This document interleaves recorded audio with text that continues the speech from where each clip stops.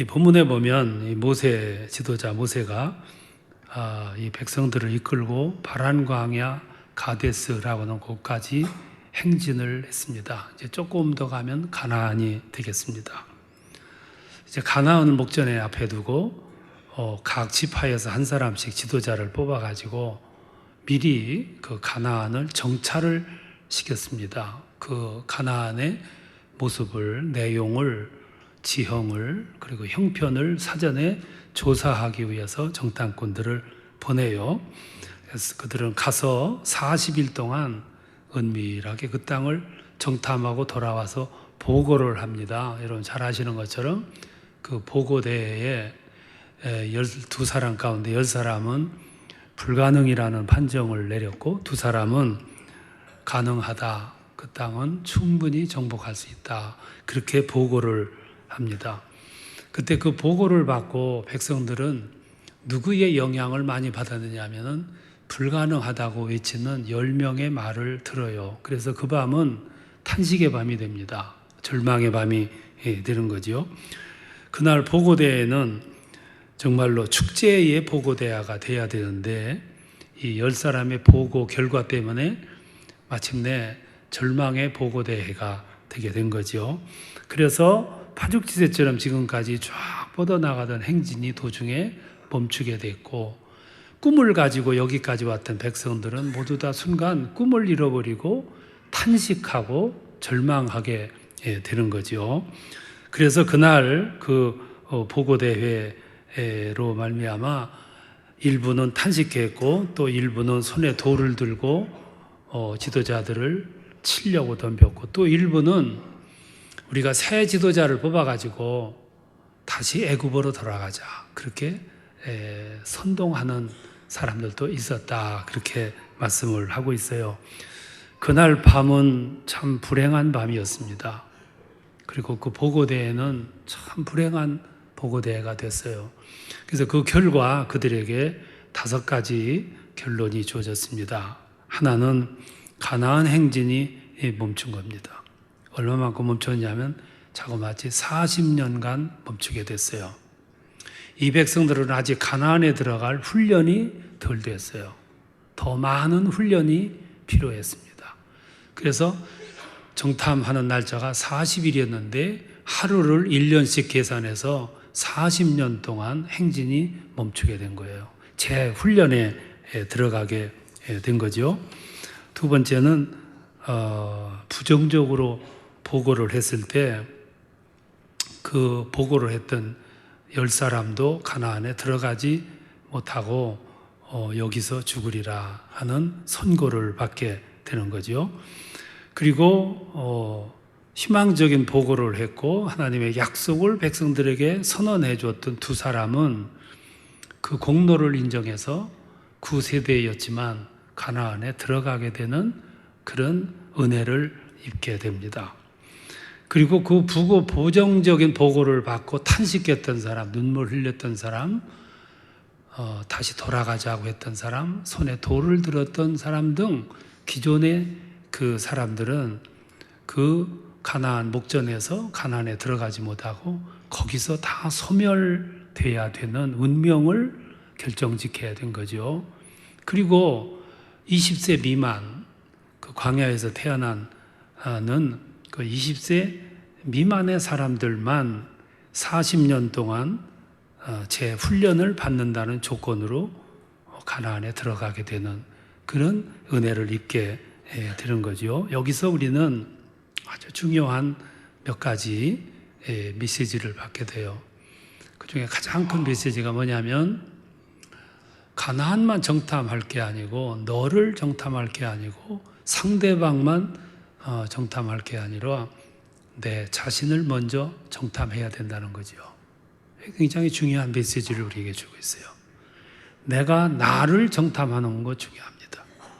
그러면 나를 점검하는데 뭘 정탐해 볼 거냐? 여기서 몇 가지가 있겠죠. 첫 번째는 내 안에 긍정의 믿음이 있는가, 긍정의 지혜가 있는가를 정탐해 보는 거예요.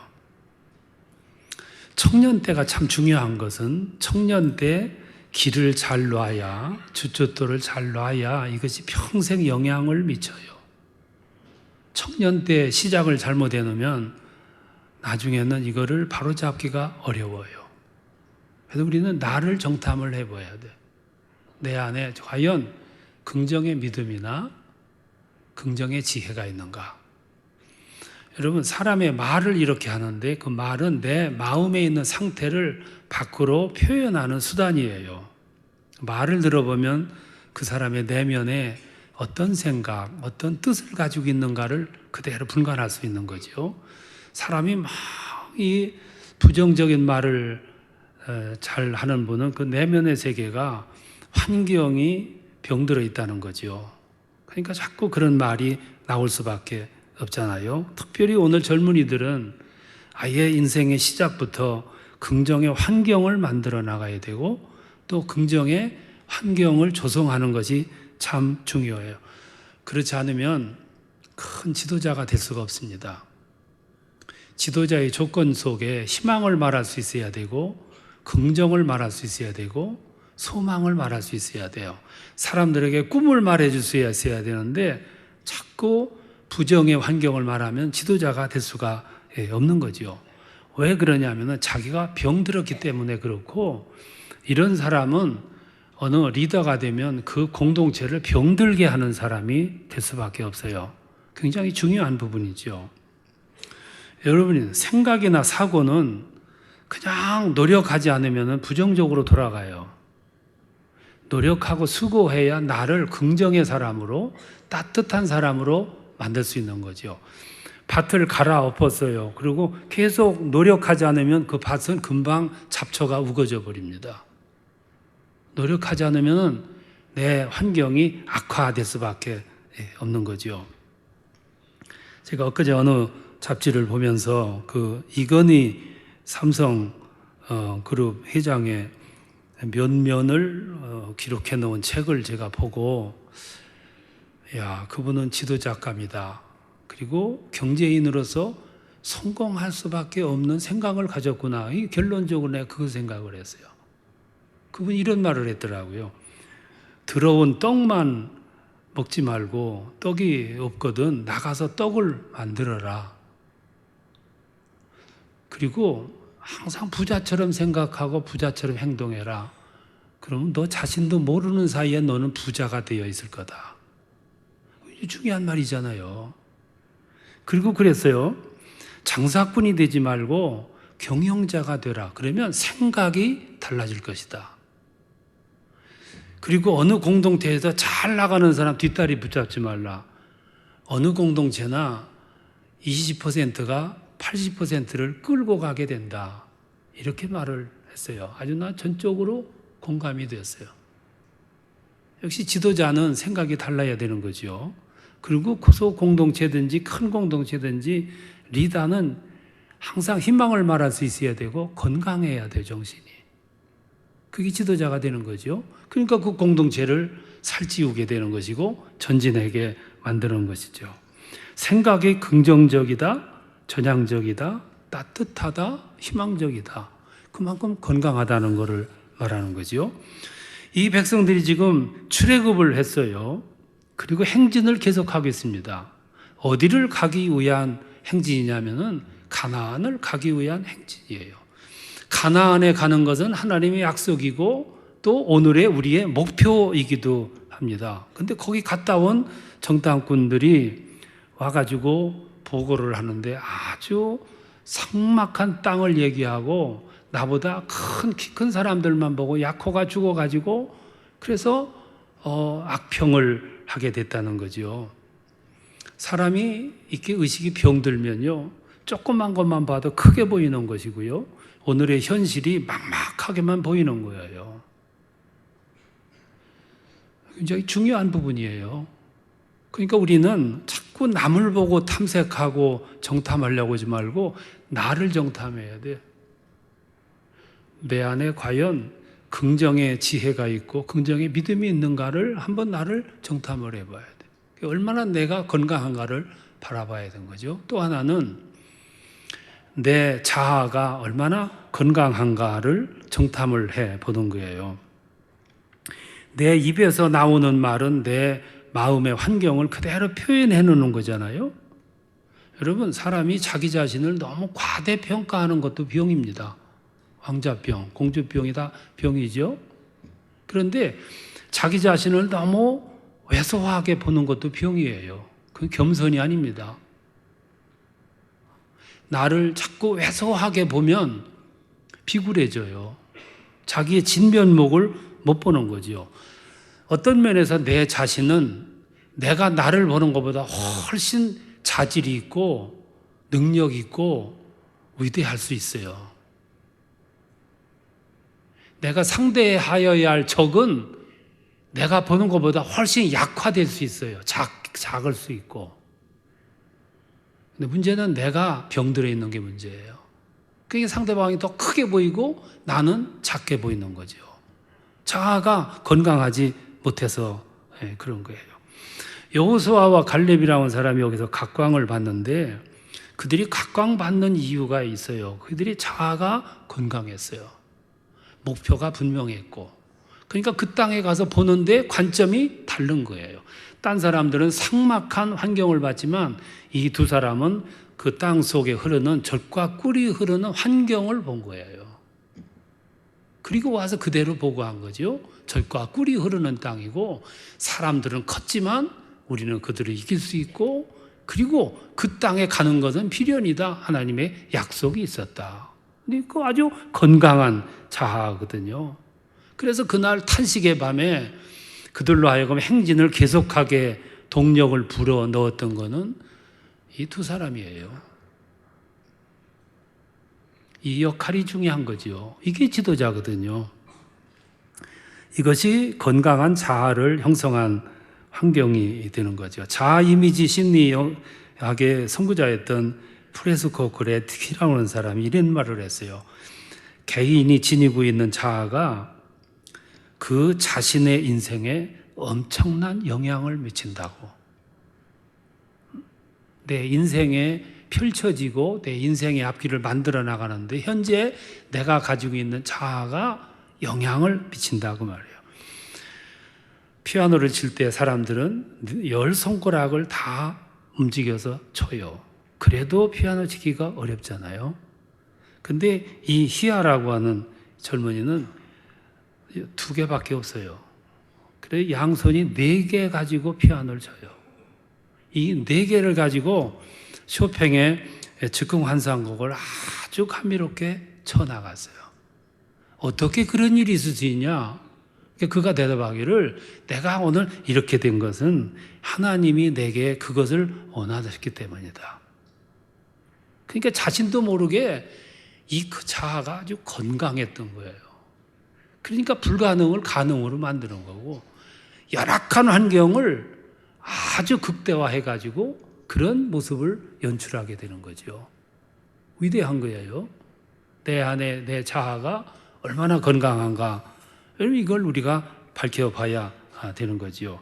내 안에 이 건강한 자아가 있으면 세상을 보는 눈이 다르고요. 판단이 달라요. 근데 내 안에 자아가 병들면 모든 걸 바라보는 시야가 굴절되게 돼 있어요. 그래서 좋은 평가가 안 나오고 부정평가가 나오는 거예요. 그렇잖아요?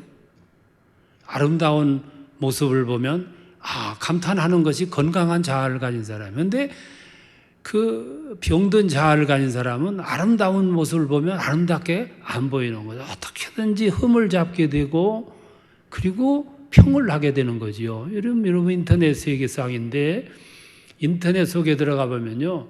좋게 말하는 말보다는 훨씬 더 많은 내용이 욕하는 거, 흠 잡는 거 이런 내용이 많은 거예요.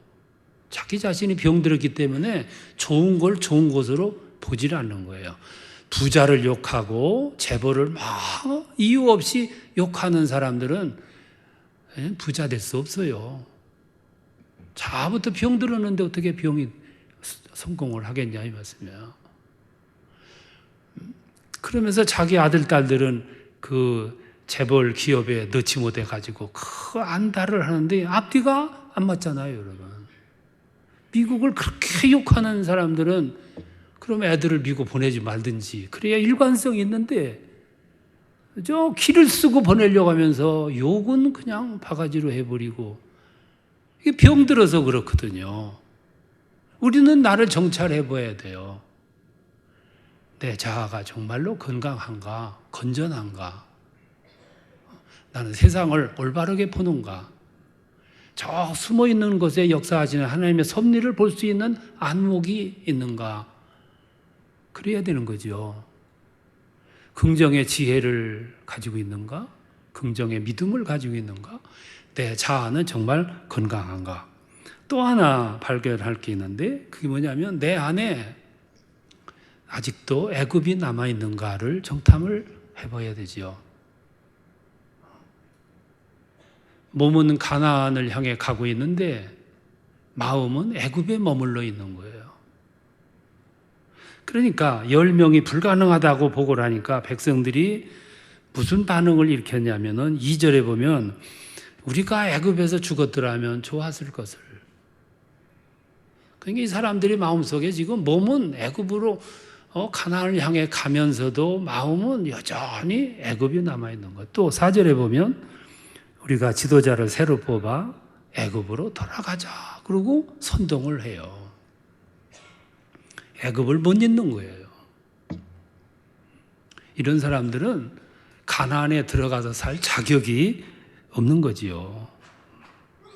그러니까 매사 기회가 되면 불평하는 거예요. 매사 뒷다리 잡는 것이고, 기회가 되면 돌아갈 걸 생각하고. 여러분, 우리 자신을 한번 돌아보세요. 내 마음에 아직도 애굽이 얼마나 남아있는가. 구원받았고 회심했고 변화받았다고 말은 하면서도 여전히 내 내면의 세계는 구세계가 남아있는 거예요. 그러니까 기회만 되면 불평으로, 원망으로, 시비로, 갈등으로. 그저 어느 책을 보니까 남녀들이 모여가지고 짝을 짓는 걸 주선하는 내용을 실었더라고요. 그래서 그 모임체에서 남녀들이 이렇게 모아가지고 이렇게 두 사람씩 만나게 해줬어요. 근데 그때 여성이 남성에게 제일 먼저 묻는 말이 어디서 사느냐 이렇게 묻는데요. 남자가 강북에서 산다 그러면 여성의 얼굴이 순간 일그러지고, 강남에서 삽니다 그러면 순간 얼굴이 햇빛으로 변한다는 거예요. 아주 그게 극명하게 나타난다는 거예요. 강남에서 원룸에서 지금 자취하겠는지도 모르고, 어느 택시 기사는 갑자기 어느 처녀가 탔어요. 얼굴도 예쁘고 아주 아름다웠어요. 그러니까 기사가 이렇게 물어요. 어디서 사세요? 강남에서 사는데요. 그러세요? 얼마나 행복하세요? 얼마나 잘 사세요? 아버지는 얼마나 성공하셨나요? 우리 집 아들 있는데 한번 만나보실래요? 오늘 이 세상의 풍토가 이렇게 되니까 모든 젊은이들이 그걸 갖지 못한 사람들은 자괴감에 빠지는 거예요. 자꾸 원망하게 되고요. 유산 없는 걸 탓하고 부모의 무능을 탓하고 이 세상을 병들게 만들어 나가는 거예요. 나도 모르는 사이에 세상을 병들게 만드는 거죠. 그러니까 자기가 자기를 보니까 더 왜소해 보이고 더 초라해 보이고 더 작게 보이는 거죠. 전의를 상실해 버리는 거예요. 오늘 환경이 좋은 사람은 계속해서 성공하고 오늘 환경이 안 좋은 사람은 계속해서 실패하는가? 그것도 아닌데 우리는 얼마만큼 내 내면의 세계가 건강한가를 되돌아봐야 되는 거지요. 구태의연한 이런 생각들이 가지고 있는 사람은 가나안에 못 들어가는 거예요. 그래서 그들은 훈련이 더 필요했어요. 그래서 광야에서 40년 동안 재훈련을 받게 되는 거죠. 우리는 나를 정찰해 봐야 돼. 내 안에 얼마만큼 자아가 건강한가를, 그리고 내 안에 지금도 얼마만큼 저 애굽이 남아있는가, 구태의연한 구습이 자리 잡고 있는가, 낡은 생각이 자리 잡고 있는가 되돌아봐야 돼. 마지막으로 하나 더 정탐할 거 있습니다. 그게 뭐냐면 과연 내 안에 하나님이 계신가를 정탐을 해봐야 돼. 심각한 문제예요. 정말 내 안에 하나님의 언약이 있고 약속이 있고 하나님이 나와 함께 하신다는 믿음이 있는가를 정말로 예리하게, 그건 나밖에 몰라요. 이걸 한번 정탐을 해봐야 돼요.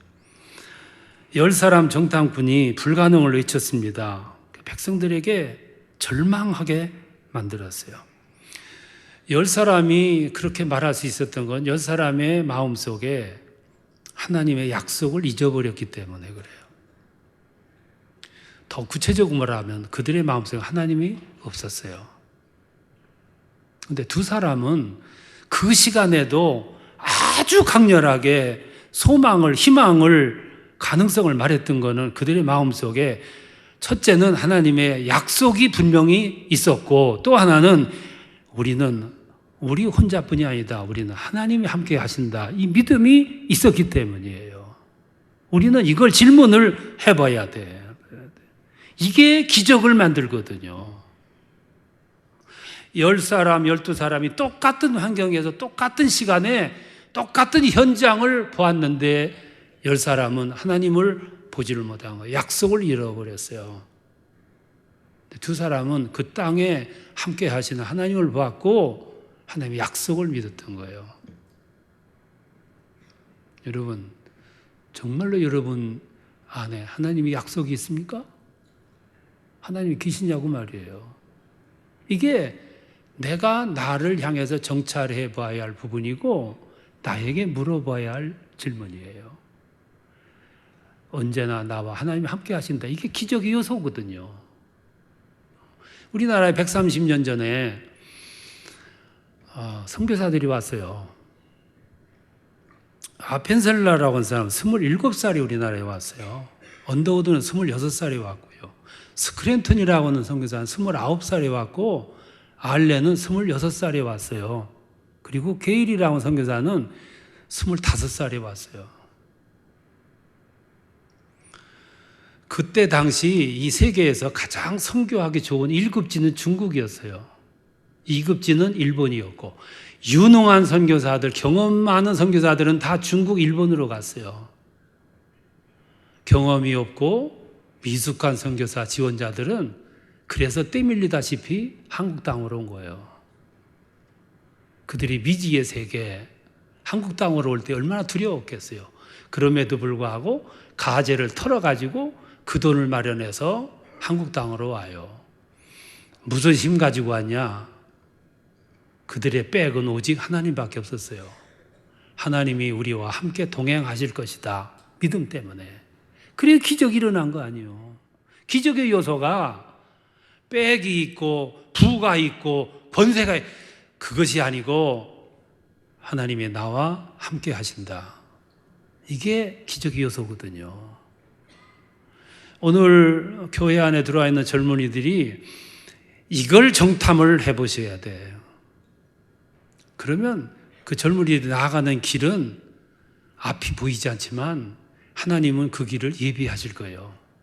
어떻게 예비하냐면 백성들이 아무것도 모르는 채 전진하라는 믿음을 가지고 걸어가는 그 광야의 길이 열리듯이, 그렇게 홍해가 열리듯이, 요단강이 열리듯이, 모든 적들을 물리치듯이, 여리고성이 무너지고 아이성이 물려치듯이 그렇게 문이 열리게 되는 거지요. 그걸 성경은 우리들에게 말씀하는 거예요.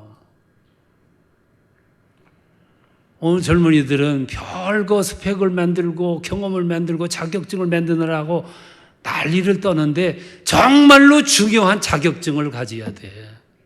그 자격증이 뭐냐? 내 인생은 하나님이 함께 하신다. 하나님은 나와 지금 함께 하고 계시다.